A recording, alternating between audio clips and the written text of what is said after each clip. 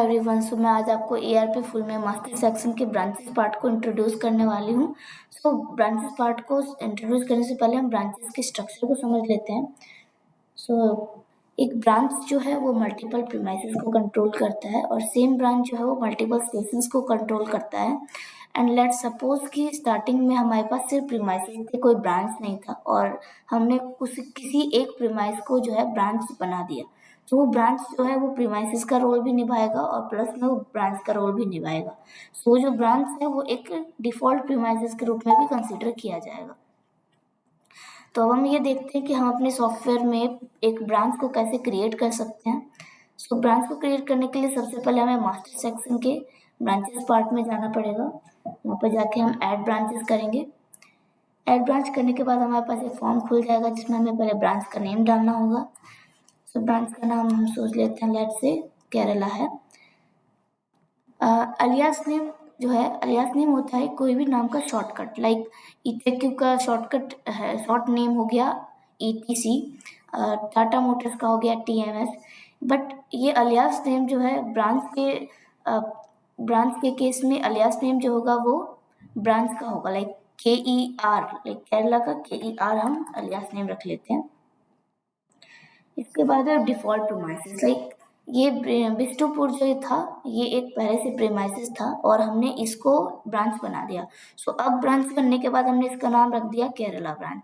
Okay, सो इस वजह से डिफॉल्ट प्रीमाइसेस में इसका नाम बिष्टुपुर है।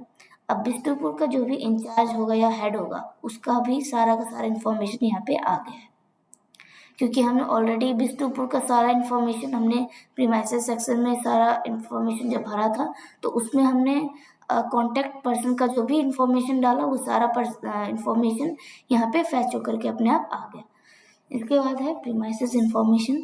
सो एक ब्रांच जो है वो मल्टीपल प्रीमाइसेस को कंट्रोल करता है, जैसा अभी हमने यहाँ पे देखा था। सो इस केरला ब्रांच के अंडर कौन कौन से प्रीमाइसेस आते हैं उन सबको हम यहाँ पे लिस्ट डाउन कर लेंगे। सो केरला ब्रांच के अंदर सिर्फ बिष्टुपुर आता है, तो इसलिए यहाँ पे सिर्फ बिष्टुपुर है। उसके बाद है कि उसके अंदर कौन कौन से स्टेशन लिस्ट किस स्टेशन को कंट्रोल करता है।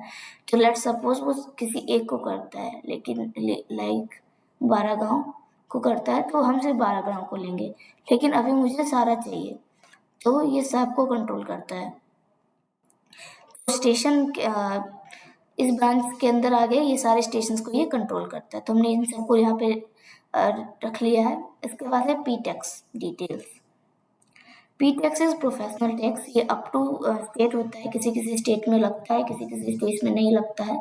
सो इसका एक रेंज होता है, लाइक 10,000 to 15,000 जो है प्रोफेशनल टैक्स जो है लाइक 450 लगेगा। ये प्रोफेशनल टैक्स जो होता है ये एम्प्लॉयज़ को पे करना होता है, स्टेट गवर्नमेंट को, जिसको एम्प्लॉयर अपनी साइड से भरता है स्टेट गवर्नमेंट को ऑन बिहाफ ऑफ एम्प्लॉयज़। सो यहाँ पे हमने डाल दिया 450, और इसका एक और रेंज मान लेते हैं कि 15,000 से 20,000 के लिए उनको 750 पे करना होता है। सो P-टैक्स इज नॉट मैंडेटरी, ये अप टू स्टेट है। जिस स्टेट में ज़रूरत होती है, जिस स्टेट में ये लागू होता है उसी स्टेट में P-टैक्स लगाया जाता है एम्प्लॉयज़ पे। इसके बाद है बैंक डिटेल्स। बैंक डिटेल्स में हम जैसे ही IFSC कोड डालते हैं, बाकी की सारी इंफॉर्मेशन उस पर्टिकुलर बैंक की, जो bank name, bank branch name, bank branch address, जो भी इस IFSC कोड के थ्रू आ सकता था वो सारा का सारा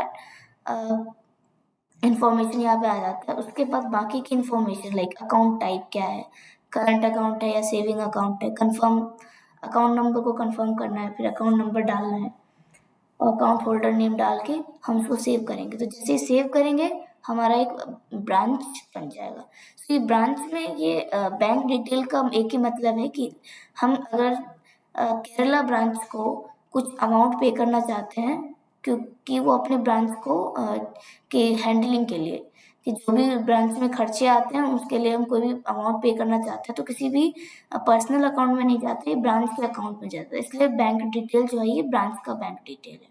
तो जैसे सेव करेंगे ये हमारा ब्रांच रेडी हो जाएगा।